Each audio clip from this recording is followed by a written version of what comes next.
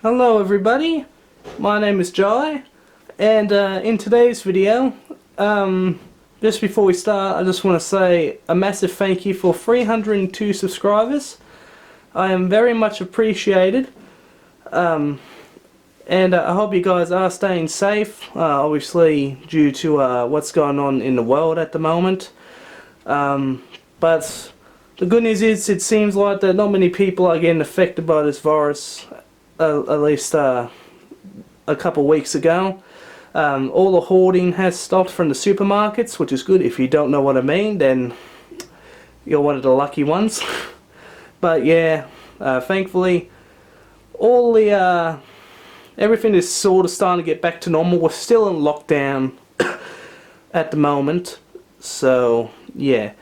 Anyway, we're not looking at the Easter eggs that I've gotten. We're actually going to be looking at my entire model train collection, and I hope you guys will enjoy it.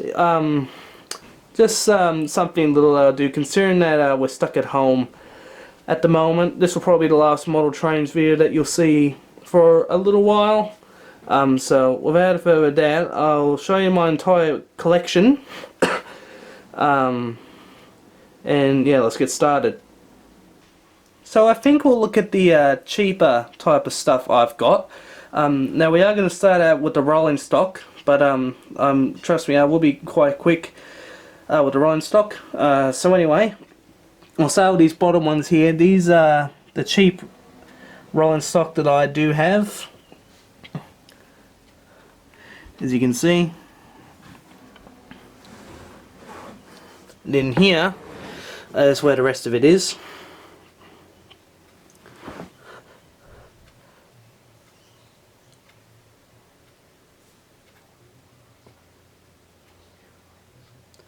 So yeah, pretty cool. Just turn around so you can see the passenger coaches, that's them there. Alright, let's move on to my next part. So here are some more better looking carriages. These are New South Wales and a couple are Victorian. But these are milk wagons, I'm pretty sure. I found out, I think they're called milk wagons, they're not livestock ones. But yeah, I quite like this lot. They're quite cool. It was a little 4-pack that I got. So yeah, quite interesting. These two green ones here are Victorian. They are Freight Australian. These are some of my first good Australian freight wagons that I got.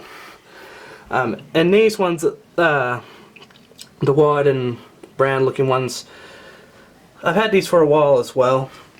I'm sorry about the shadow. But yeah, that's these wagons. Let's move on to the next ones. Alright, so here are some LMS coaches. I have never reviewed these on the channel before, but these are some of the longest carriages that I've had. I've had these ones for 2 years now, and I do have the loco that goes with it, but which we will have a look at. But as you'll see, it has got a bit of damage on it, so I can't really run it, unfortunately. Otherwise, trust me, you would have seen that engine with these carriages running a long time ago. So anyway, yeah, these are the LMS passenger coaches. They are pretty cool. The next lot will be the American lot. Okay, so here are some of the good American rolling stock. As you can see, they are quite cool. I'll just zoom in a little bit close. So there you go, so you can see that this is a Union Pacific grain hopper. Very nice. This is actually my first ever good carriage that I got. So, well, at least the one that has all the good detail and all that on it. These two, I'll start with this one, sorry. I think I found out what this carriage is called. They call it a center beam flat car. But if I am wrong, please correct me in the comments. But I'm pretty sure it's called a center beam car, and it's a CN one. So as you can see, I actually quite like this carriage because I like how it's got like little holes in it. Well, not holes, but like you can honestly see through it. I think it looks quite cool. You got quite a good amount of detail on the bottom as well. The other side is pretty good as well.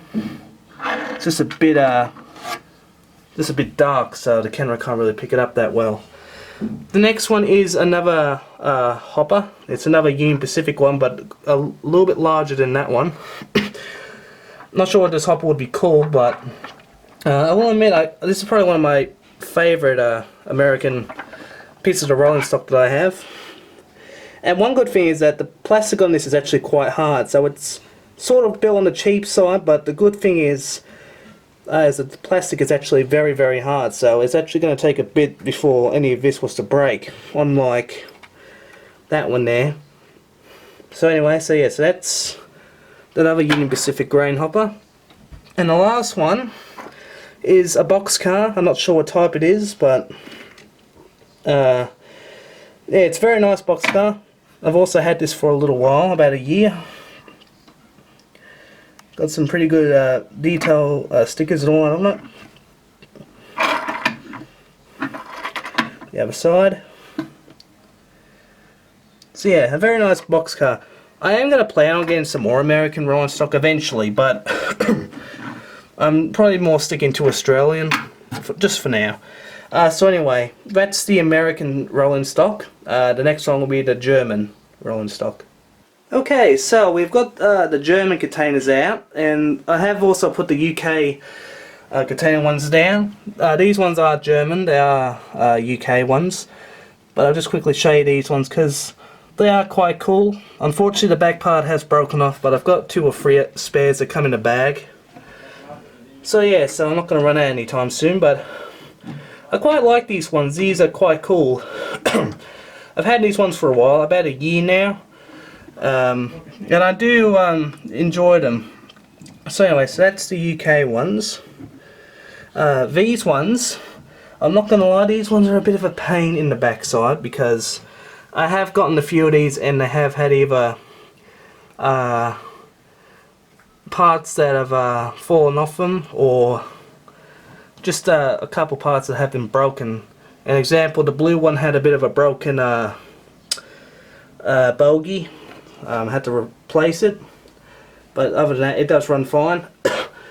This one had a problem with its wheel. It was jammed in, had to jam it out, but other than that, it also ran fine. That one was a good one. And that one was also a good one.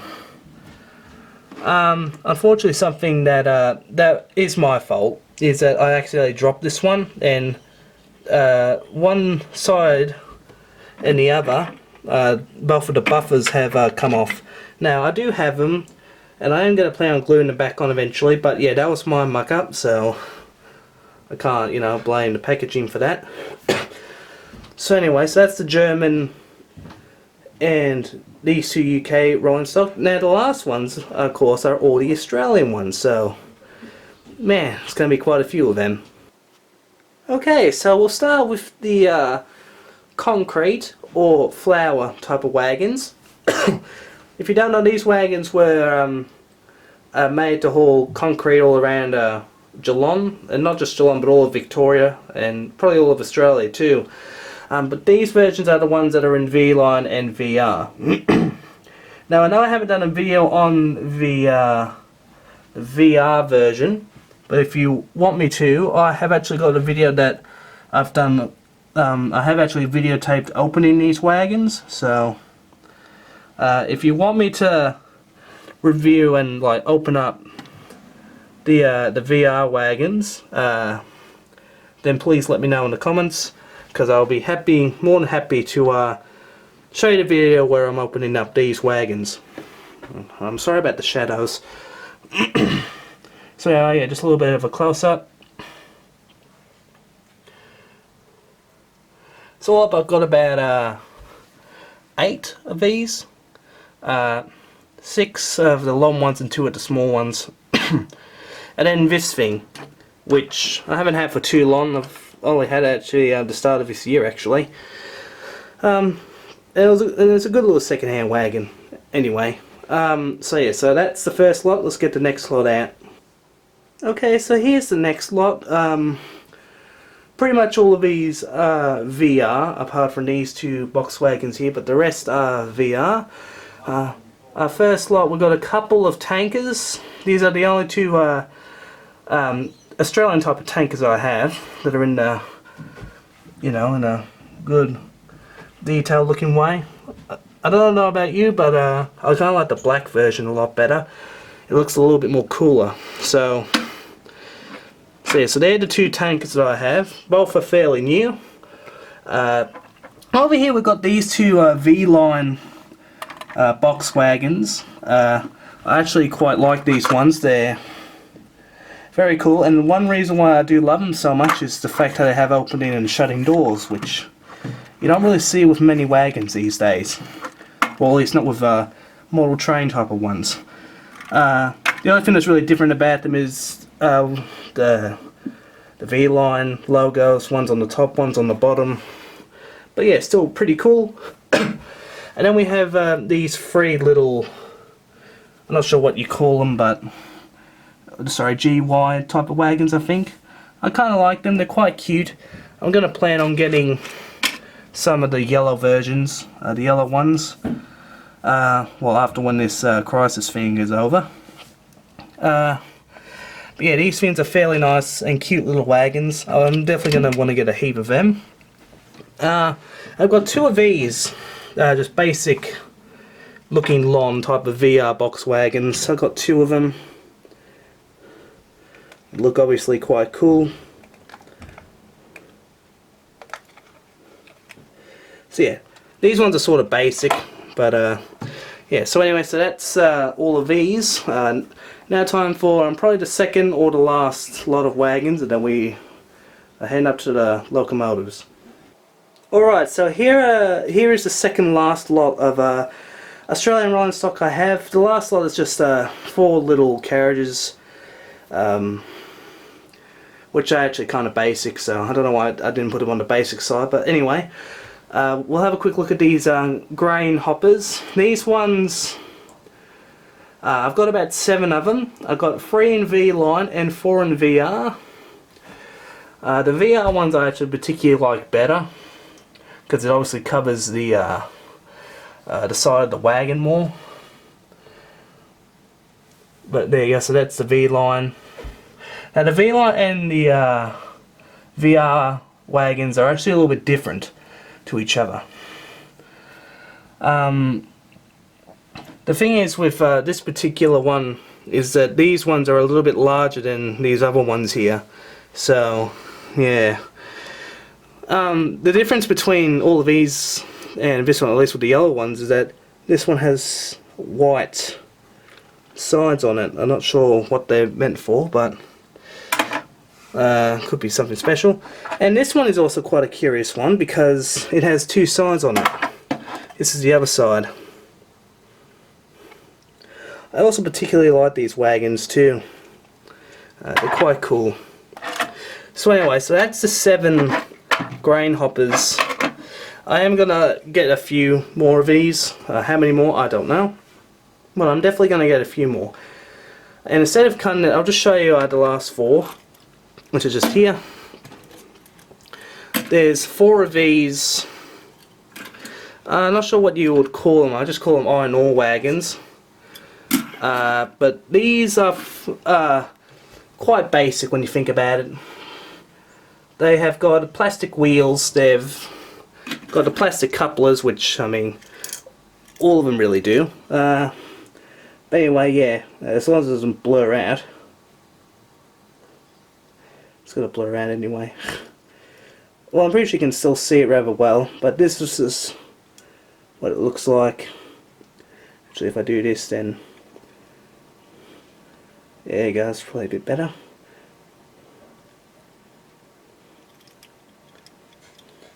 So there you go, so that's the grain, not grain, these are the iron ore wagons. You get 4 of them from a train set, which are quite cool. So anyway, that is all the rolling stock that I actually have in my collection. So now we are going to move on to the locomotives. I'm going to start with the most basic and, you know, just the most basic one to my favourite ones. So until then, I'll see you in about 2 seconds. Okay, so like saying, we're going to start out with the basic ones, the ones that I think that you know, they're okay, but they aren't the best. But anyway, let's get started. The first one is this New South Wales looking loco. I don't know what type of... I'm assuming it's an S-Class, but I don't know. I mean, it's not really meant to represent anything really anyway.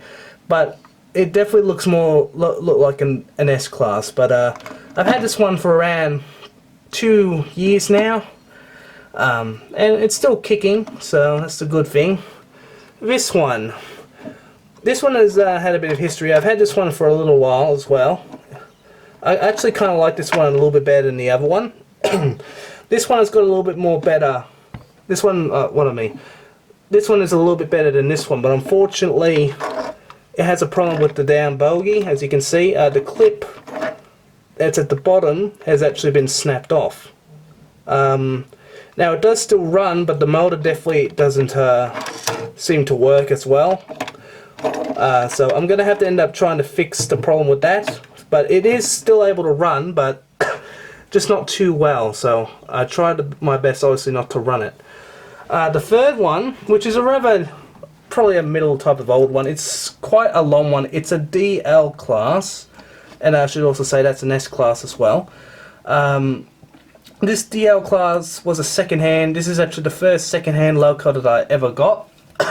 And it actually runs pretty well. Again, it just needed a bit of clean with the wheels, and then it was able to move properly. I just oops, so let me move this one out of the way. So here's the side of it.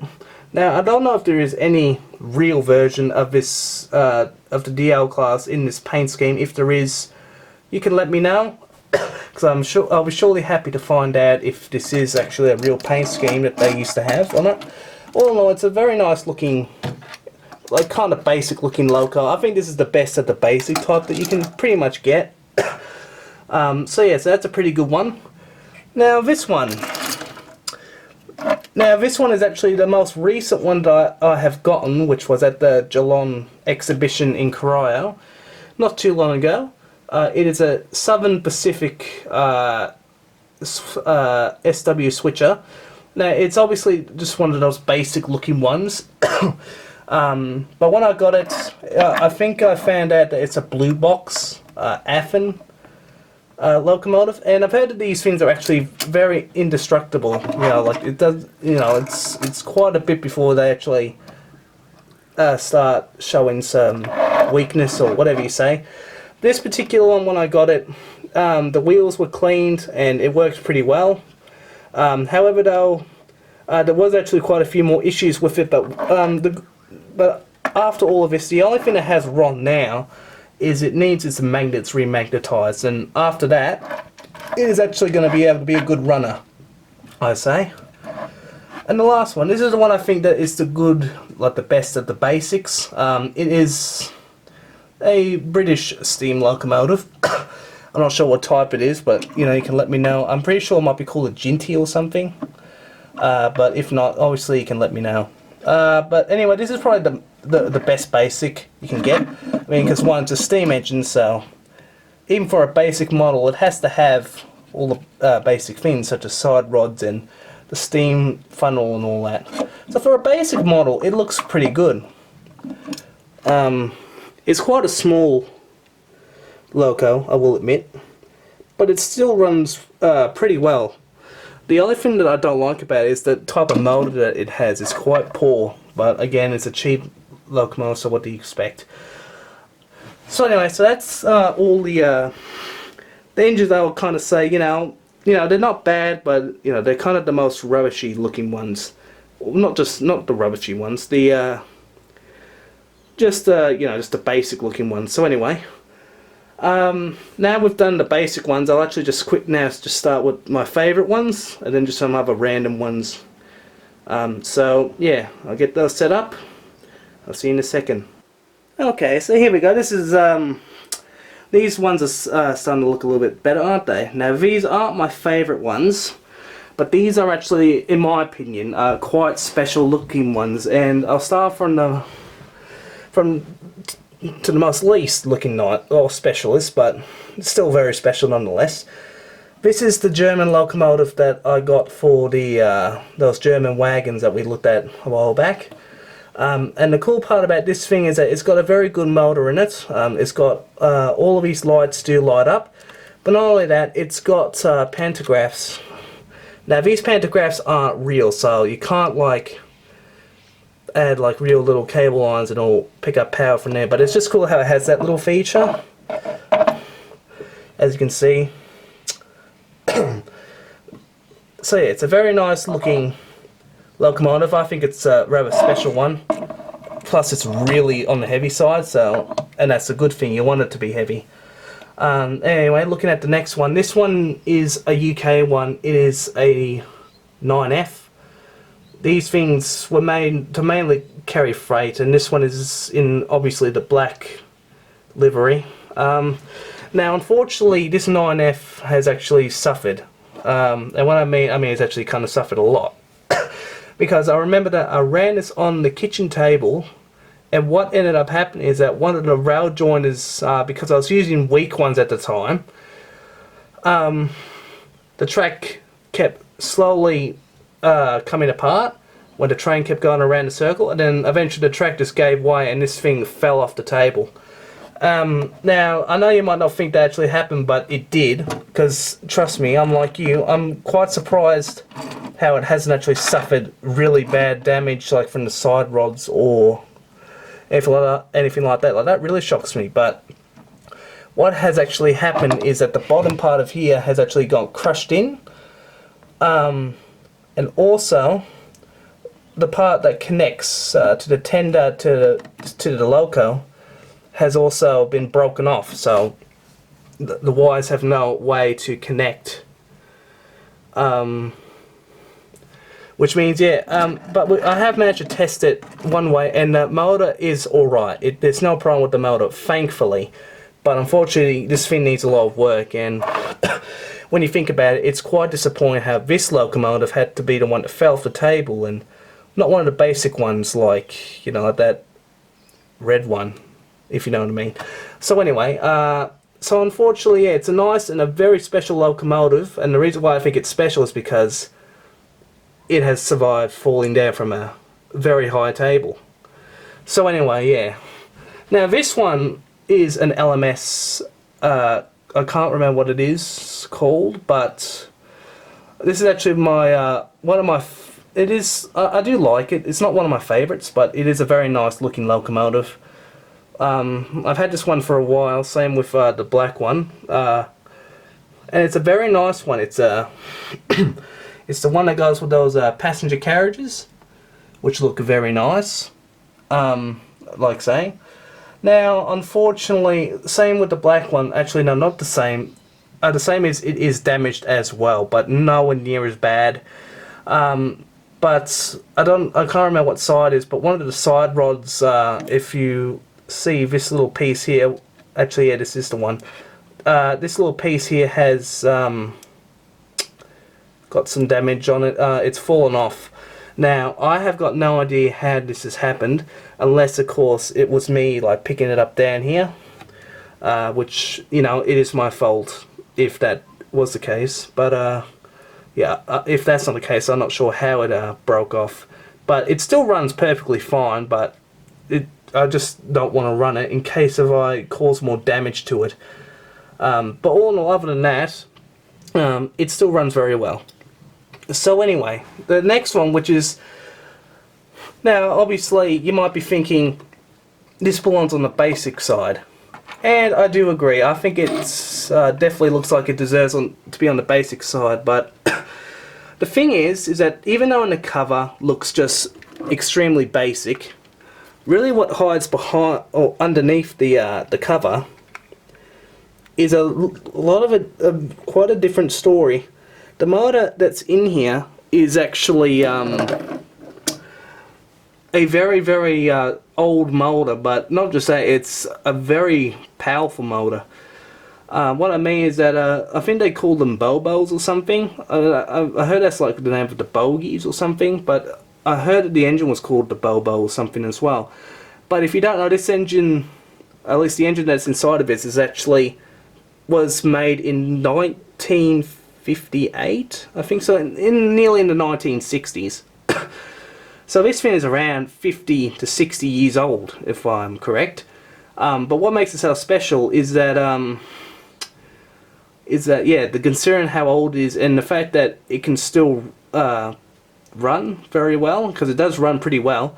It has the same problem though as the orange, the Southern Pacific switcher. It needs to have its magnets remagnetized, sorry, which is really no surprise considering how old it is. The fact that it only needs to be remagnetized is quite surprising on itself. But it's not just like a very old motor, like saying it's quite a strong motor.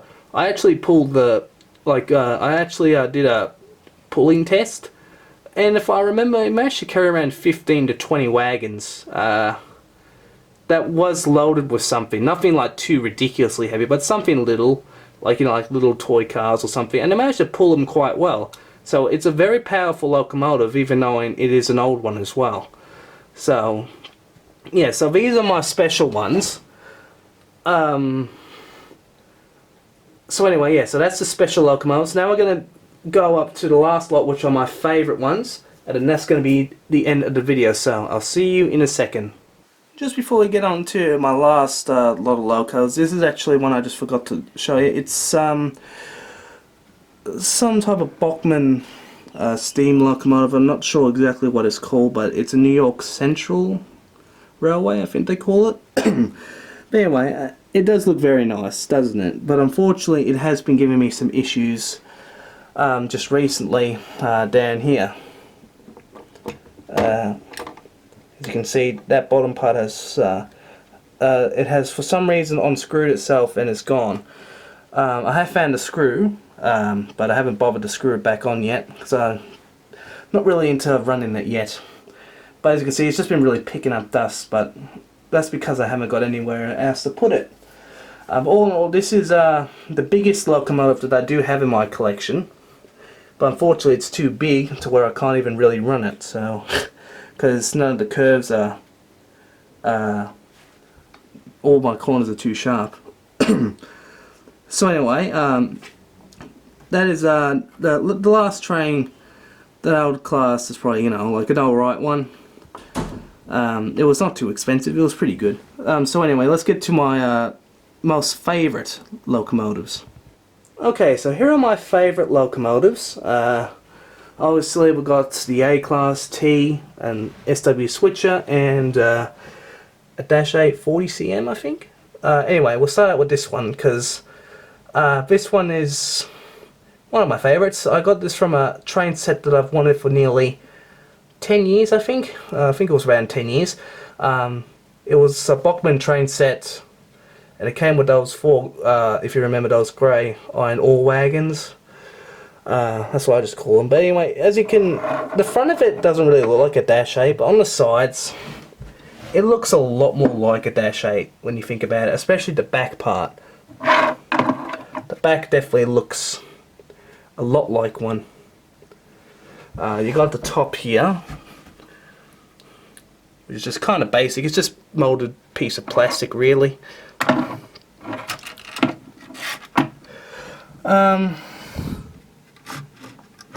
Whoops, I'm just kind of scratching it.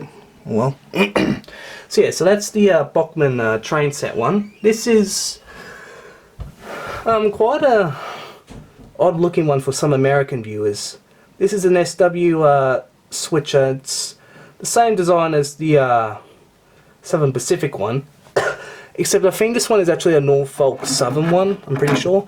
But the motor in this is actually very good. It's a very nice and quiet motor.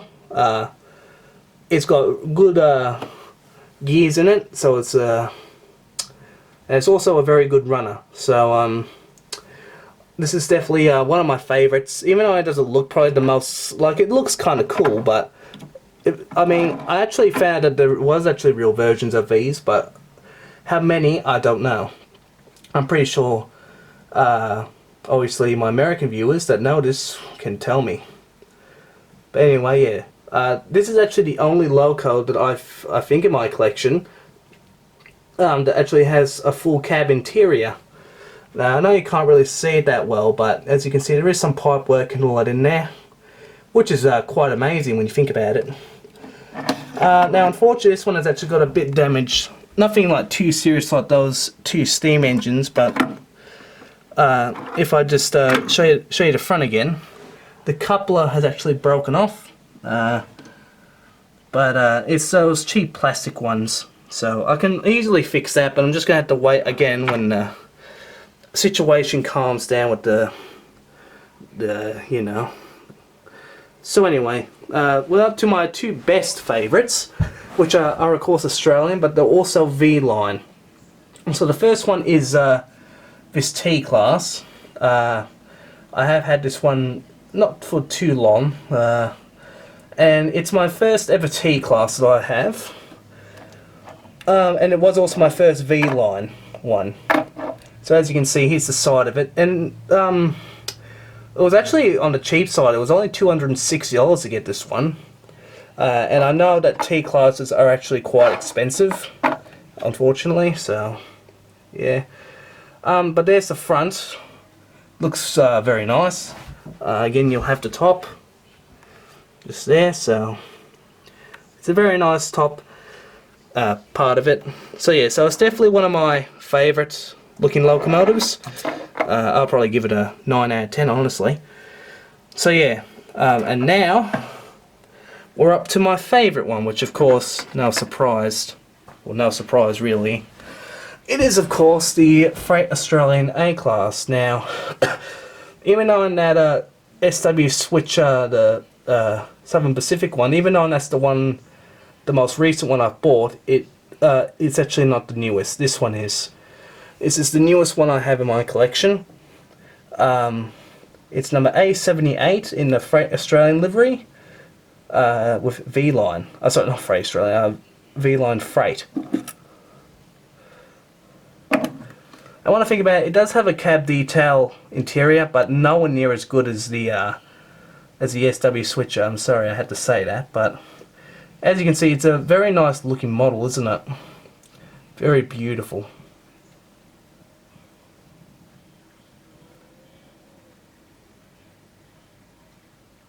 And then you got the other side, which is pretty much the same, just with no people in it. So yeah, and then here's the top. You got the horns, and then you got the roof, which looks fairly good. So okay, so without further ado, that's the end of the video. I hope you guys enjoyed it. And this is the one way that I can just say thank you for 300 subscribers.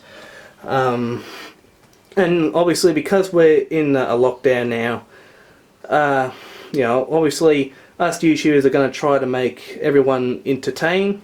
And I'll try my best to keep you guys entertained. I've got some more trains and new era videos happening.